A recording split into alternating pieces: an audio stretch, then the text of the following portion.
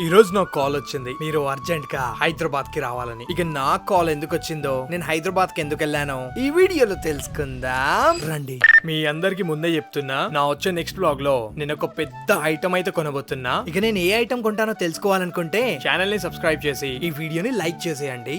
ఇక ఫైనల్ గా నేను రెడీ అయిపోయి నాతో పాటు షాహిద్ కి రమ్మని చెప్పిన. ఇక నేను షాహిద్ ఇద్దరం కలిసి ఫైనల్ గా మన పెద్దపల్లి బస్ స్టాండ్ కి అయితే రీచ్ అయిపోయినాం. ఇక బస్ స్టాండ్ కి రీచ్ అయ్యి కొంచెం సేపు ఆగంగానే ఫైనల్ గా బస్ అయితే వచ్చేసింది. అమ్మయ్యా, ఫైనల్ గా బస్ లో అయితే కూర్చున్నాం. నిజంగా చెప్తున్నా, ఒకటి మాత్రం అస్సలకి అర్థమైతలేదు, ఇంకెన్ని రోజులు ఇలా బస్ లో ట్రావెల్ చేస్తూ ఇక్కడ నుండి ఎప్పుడు పడితే అప్పుడు హైదరాబాద్ అంటూ ఆంధ్ర అంటూ అటు ఇటు తిరుగుతూ ఉండాలి. మీరందరు గట్టిగా సపోర్ట్ చేస్తే ఒక కారే తీసుకుంటా. ఇక చూద్దాం, నేను చెప్పిన బిగ్ సర్ప్రైజ్ లో కారే ఉండొచ్చు. మధ్యాహ్నం టైంలో పెద్దపల్లిలో బస్ ఎక్కి ఈవినింగ్ టైంలో హైదరాబాద్ కి అయితే రీచ్ అయిపోయినాం. ఇక మేము హైదరాబాద్ కి రీచ్ కాగానే నా చిన్నప్పుడు ఫ్రెండ్ వచ్చిండు. వీడి పేరే ఫైజాన్, ర్యాపర్ ఇంకా సాఫ్ట్వేర్. ఎన్నో రోజుల నుంచి హైదరాబాద్ కు వస్తూ పోతున్నా గానీ వీడిని మాత్రం అస్సలకి కలవట్లేదు. ఈ రోజు ఎట్లయినా కలవాలని చెప్పేసి డైరెక్ట్ గా వీడి దగ్గరికి వచ్చిన. ఇంక ఇక్కడికి రాగానే వీడి మాకు రిఫ్రెషింగ్ గా ఒక మంచి జ్యూస్ అయితే తాగిస్తారా అని చెప్పేసి మ్యాంగో జ్యూస్ అయితే తాగిచ్చిండు. అది తాగేసి ఇక నేను వచ్చిన పని చేసుకుందాం అని చెప్పేసి ఈ రెస్టారెంట్ కి అయితే వచ్చిన. ఈ రెస్టారెంట్ కి వచ్చి ఫస్ట్ అయితే ఒక ఫ్రూట్ బీర్ తాగిన. అచ్చం బీర్ లాగా ఉందంట, తాగేటోళ్ళు చెప్పారు. దాని తర్వాత